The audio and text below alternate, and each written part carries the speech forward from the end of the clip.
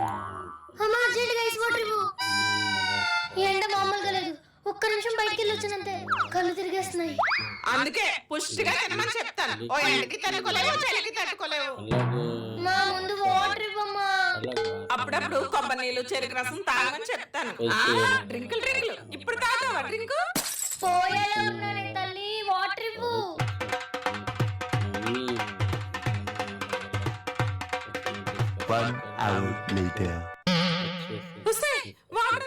Water ఎందుకోవే? Motor నిండిందో లేదని మేడ మీదకి వెళ్ళాను. వచ్చేసరికి గేర్లెక్కిపోయాను. కొబ్బరి నీళ్ళు, చెరుకు రసాలు తాగమంటే తాగవు. పూటకు 10 సార్లు టీ మాత్రం తాగుతావు. ఇప్పుడు పెట్టి వాళ్ళ టీ.